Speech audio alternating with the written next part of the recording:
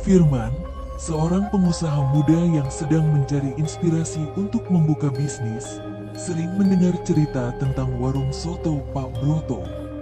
Warung itu selalu ramai, tidak peduli waktu, dan seringkali bahkan kehabisan bahan sebelum sore hari.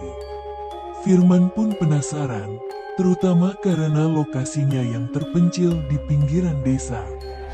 Dia memutuskan untuk berkunjung dan mencicipi soto yang katanya begitu lezat. Saat tiba di sana, suasana terasa berbeda. Warungnya terlihat biasa saja, tidak ada yang istimewa. Namun, yang membuat Firman heran adalah tidak banyak pelanggan yang terlihat. Tetapi setiap kali ada yang datang, mereka selalu pergi tanpa banyak bicara, membawa soto dengan cepat. Kenapa bisa sesukses ini? Batin Firman. Setelah menunggu beberapa saat, Firman akhirnya bisa berbicara langsung dengan Pak Broto. Pria tua itu terlihat ramah dan penuh canda. Warung ini sudah berdiri puluhan tahun, Mas, katanya dengan senyum lebar. Resepnya turun-temurun. Yang penting tetap jaga kualitas dan doa. Firman merasa jawaban itu tidak sepenuhnya jujur. Ada sesuatu yang aneh, terutama cara Pak Broto memandangnya dengan sorot mata yang terasa penuh rahasia. Di sela-sela obrolan, Firman mencoba bertanya bagaimana caranya mempertahankan pelanggan sebanyak itu. Pak Broto hanya tertawa kecil. Ada caranya sendiri, Mas Firman. Tapi mungkin bukan sesuatu yang semua orang bisa terima. Firman memutuskan untuk kembali ke warung itu pada malam hari, berharap bisa melihat lebih banyak. Malam itu, warung terlihat lebih sepi, tetapi Firman tetap merasa ada sesuatu yang tidak beres. Ketika dia sedang mengamati dari kejauhan, dia melihat Pak Broto keluar dari warung dan menuju ke belakang bangunan. Firman mengikuti diam-diam, dan alangkah terkejutnya ketika dia melihat Pak Broto berjalan menuju sebuah sumur tua yang terletak di belakang warung. Pak Broto tampak menundukkan kepala seolah-olah berbisik sesuatu ke sumur tersebut. Firman tidak dapat mendengar apa yang dikatakan, tetapi suasana tiba-tiba menjadi sangat mencekam. Malam berikutnya, rasa penasaran Firman semakin memuncak. Ia memutuskan untuk datang lebih dekat ke sumur itu, berharap menemukan sesuatu yang bisa menjelaskan popularitas warung Pak Broto. Saat mendekati sumur, dia merasa udara di sekitar menjadi semakin dingin dan suasana terasa sangat mencekam. Firman memutuskan untuk menyelinap lebih dekat dan melihat dengan jelas. Dia melihat Pak Broto kembali ke sumur dan mulai melakukan ritual yang tampaknya melibatkan beberapa benda aneh.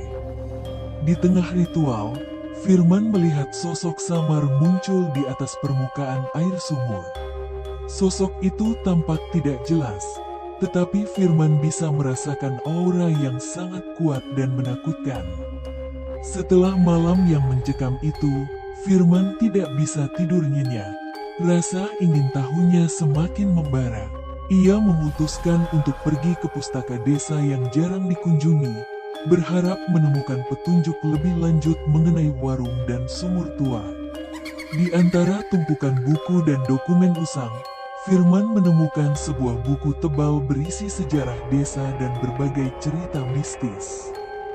Dengan cermat, Firman membalik halaman demi halaman hingga ia menemukan catatan yang menjelaskan tentang sumur tua di belakang warung soto Pak Broto. Ternyata, sumur tersebut dulunya merupakan tempat pemujaan kuno.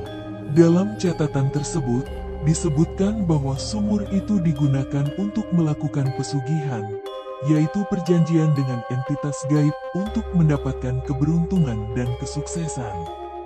Ada juga penjelasan tentang bagaimana pemilik warung harus melakukan ritual tertentu sebagai bentuk pembayaran kepada entitas gaib.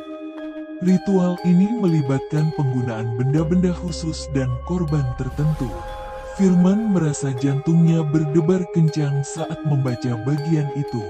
Dia menyadari bahwa kesuksesan warung soto Pak Broto bukan hanya hasil dari kualitas soto yang luar biasa, tetapi juga karena adanya kekuatan gaib yang terlibat. Penuh dengan informasi baru dan pertanyaan yang belum terjawab, Firman kembali ke warung soto Pak Broto pada siang hari. Warung tersebut tampak seperti biasa, dengan suasana yang ramah dan pelanggan yang menikmati hidangan mereka. Pak Broto menyambutnya dengan senyum hangat dan mengundangnya untuk duduk. "Mas Firman, ada yang bisa saya bantu?" tanya Pak Broto, matanya menyiratkan sedikit kekhawatiran. Firman memutuskan untuk berbicara langsung mengenai apa yang dia temukan. "Dari mana kau tahu tentang semua ini?" Pak Broto bertanya dengan nada serius. Wajahnya tiba-tiba terlihat lebih tua dari biasanya. Firman menghela napas sebelum menjelaskan tentang malam yang menegangkan, penemuannya di pustaka, dan apa yang dia lihat di sumur. Pak Broto mendengarkan dengan penuh perhatian, sesekali mengangguk dan menghela napas berat. "Memang benar apa yang kau katakan," kata Pak Broto akhirnya, suaranya berat dengan beban yang tersimpan. "Warung ini bukan hanya sekadar tempat menjual soto. Ini adalah bagian dari tradisi leluhur kami. Kami harus menjaga warisan ini dengan cara-cara tertentu, termasuk melakukan ritual pesugihan." Pak Broto mulai menjelaskan dengan detail lebih lanjut mengenai ritual pesugihan. Dia mengungkapkan bahwa ritual tersebut melibatkan perjanjian dengan entitas gaib untuk mendapatkan keberuntungan dan kesuksesan. Tradisi ini sudah ada sejak zaman nenek moyang kami. Setiap generasi harus melakukan ritual ini agar usaha kami tetap berjalan dan berhasil. Kami harus memberikan sesuatu sebagai bentuk penghargaan kepada kekuatan gaib yang telah membantu kami. Pak Broto juga menjelaskan bahwa ritual ini tidak hanya sekadar simbolik, ada elemen-elemen fisik dan spiritual yang harus dipenuhi. Kami menggunakan benda-benda tertentu dan melakukan doa-doa khusus yang sudah diajarkan turun-temurun. Kadang-kadang, kami juga harus melakukan korban untuk memastikan bahwa kekuatan gaib tetap merasa dihargai, jelasnya dengan nada yang serius. Firman merasa terjebak di antara rasa ingin tahunya dan kenyataan yang mengejutkan. Apakah tidak ada cara lain untuk menjaga keberuntungan dan kesuksesan tanpa harus terlibat dalam ritual seperti ini? Tanya Firman dengan nada penuh harapan. Pak Broto menggelengkan kepala dengan lembut. "Ini adalah bagian dari tradisi kami yang sudah sangat lama. Mengabaikannya bisa berarti kehilangan segala sesuatu yang telah kami bangun selama ini. Kami tidak bisa mengabaikan atau mengubahnya begitu saja." Firman merasa terbagi antara menghormati tradisi dan memahami batas-batas pribadinya. Dia tahu bahwa warung itu adalah bagian dari sejarah dan budaya yang lebih besar daripada yang dia bayangkan.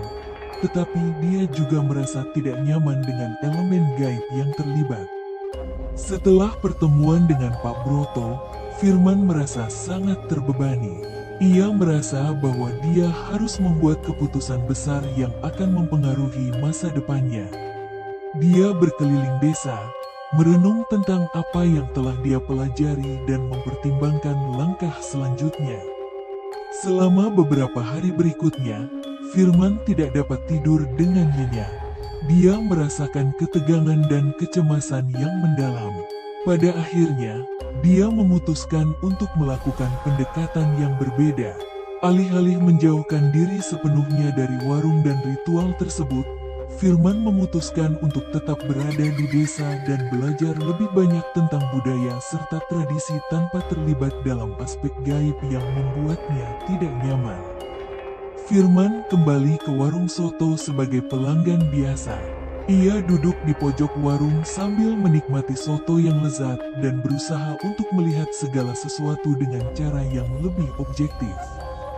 Dia berbicara dengan beberapa penduduk desa dan mencari cara-cara untuk lebih memahami tradisi tanpa harus terjerat dalam ritual yang membuatnya merasa tidak nyaman.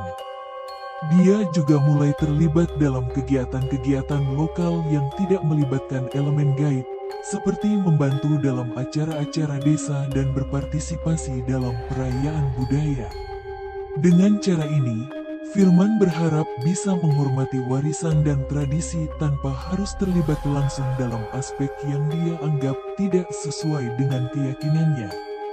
Firman merasa lega karena telah menemukan jalan tengah yang memungkinkan dia untuk tetap terhubung dengan komunitas dan tradisi tanpa harus melanggar prinsip-prinsip pribadinya. Dia menyadari bahwa memahami dan menghargai budaya bukan berarti harus menerima setiap aspek dari budaya tersebut secara keseluruhan. Dengan cara ini, Firman berhasil menjaga keseimbangan antara rasa ingin tahunya dan rasa hormat terhadap tradisi yang ada di sekelilingnya.